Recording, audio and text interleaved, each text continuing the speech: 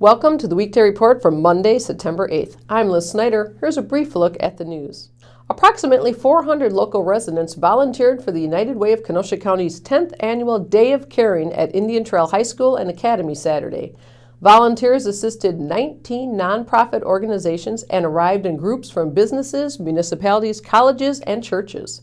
7 Kenosha County food pantries were the recipients of 6,000 packaged meals of macaroni and cheese. 3 shipments were sent out on Saturday, with the remaining meals expected to be delivered later this week. Workers volunteered at various project sites for about 2.5 hours. Congressman Paul Ryan was the star attraction at Saturday's Republican Party of Kenosha County Reagan Day picnic at the Starlite Club. Ryan rallied the party faithful on Governor Scott Walker's behalf, saying it is counties like Kenosha that determine how statewide races go. We in the state line area have a great story to tell. It's a successful story, and it's helping us bring more jobs to our area, even in spite of the fact that we have a soft national economy. A local nonprofit has been given a generous gift, but now the group needs your help. Wells Fargo has donated a home on 60th Street to Walkin' in My Shoes, which helps homeless people get back on their feet. The home needs extensive interior cosmetic work. The walls need to be painted, and the carpets need to be ripped out and replaced. The home also needs appliances. Once it is fixed up, the nonprofit will rent it to families in transition. Authorities believe alcohol may have been a factor in a 2-vehicle rollover accident that occurred in the 9700 block of 60th Street just after 5 p.m. Sunday. According to witnesses, a Corvette was eastbound on 60th Street and was attempting to turn into a driveway when it was struck from behind by an SUV.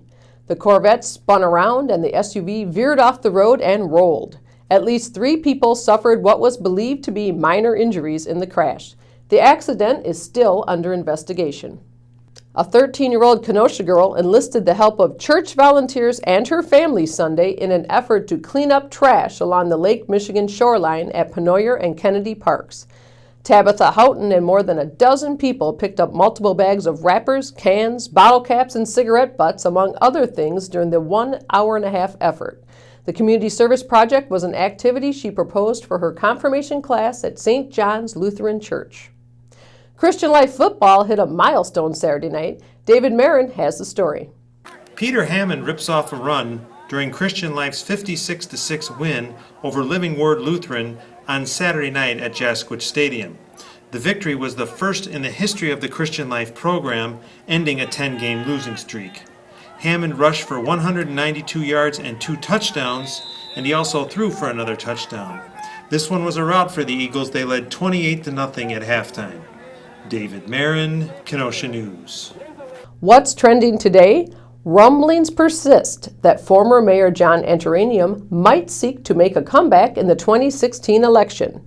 What would you think of the return of Antaranium, who held the city's top office from 1992 to 2008? Tell us on our Facebook page. Up next is David Marin with the Athletic Republic Kenosha News Athlete of the Week.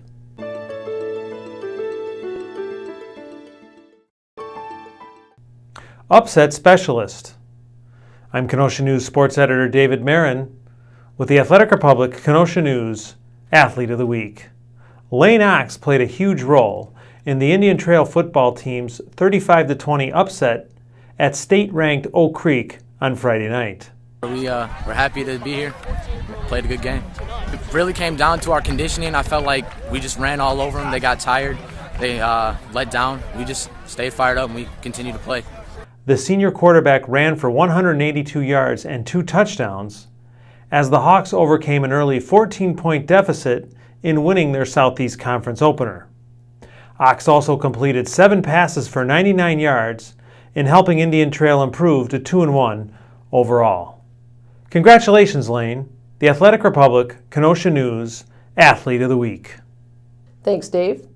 Now here's a look at what we're working on today. Some tax credits could pave the way for the redevelopment of the former Elks Club building. Joe Ward will have that story. And James Lawson is looking into the tourism impact of the weekend events held around downtown this summer.